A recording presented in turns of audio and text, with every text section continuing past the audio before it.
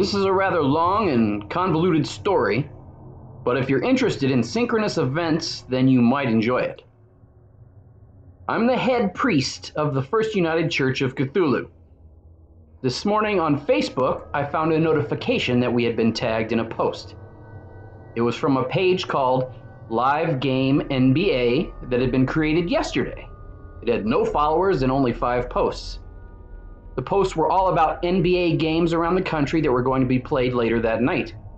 The tag read, Live Game NBA is at First United Church of Cthulhu. None of the other posts were tagged like that in any way. The post was about a game between the Washington Wizards and the Phoenix Suns. That's the important part to remember. Maybe the page owner is a cult member. Maybe they messed up trying to tag the city of Phoenix, which is where we are located. Or maybe they've got an automatic program running posts and the AI messed up and tagged us. So here's the drawn out backstory of why this is such a weird synchronous event. A couple decades ago, I was married to a redhead named Jane. We got together young, and you know how those stories tend to go. My friends used to call me Peter Pan, the symbol of eternal youth, because I have always looked so young. I was still getting carded for R-rated movies when I was in my 30s because the 16-year-olds working the ticket booth thought I was their age. This will be a factor later on in the story. Jane began suffering from prolonged bouts of depression and became more and more dissatisfied with everyone and everything in her life. She went to the doctor and was diagnosed with bipolar disorder. She was given various medications and changing levels of doses. She herself even once said, I don't think it's working. I'm going to have them up my meds. The most tragic part of this story is that Jane began to self-medicate with alcohol and marijuana. Her father had suffered from clinical depression, and her mother had been a hardcore alcoholic, drinking a bottle of liquor a day and passing out in front of the kids. So Jane already had a couple factors working against her. She hid her self-medicating from me.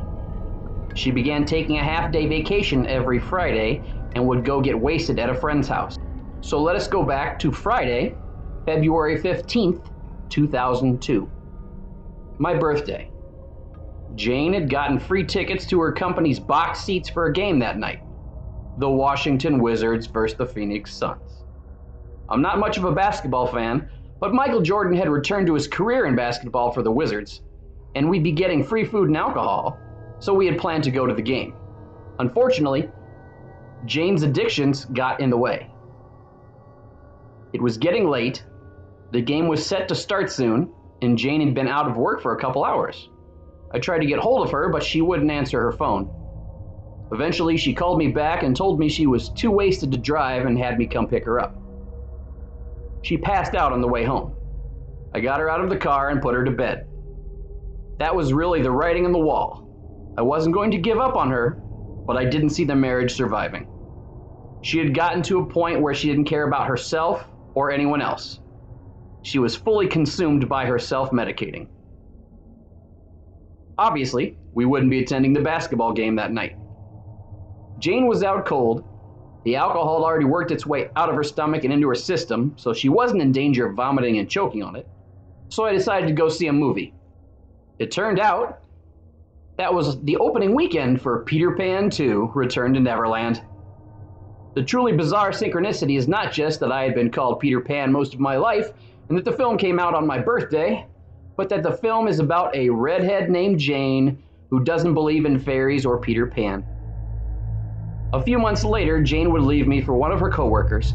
Fuck you, Jesse, you piece of shit! We separated, then were divorced a year later. So you can see what an odd coincidence it is that the Church of Cthulhu just happened to be tagged for a basketball game between the Wizards and the Suns. It would have no meaning to anyone else, and it defies the laws of probability. Remember, kids, there is no Neverland. We're all heading toward the same abyss, so try and enjoy your short time on the planet. And be sure to subscribe for more occult, horror, and Lovecraft madness. Until next time, Cthulhu Fatagan.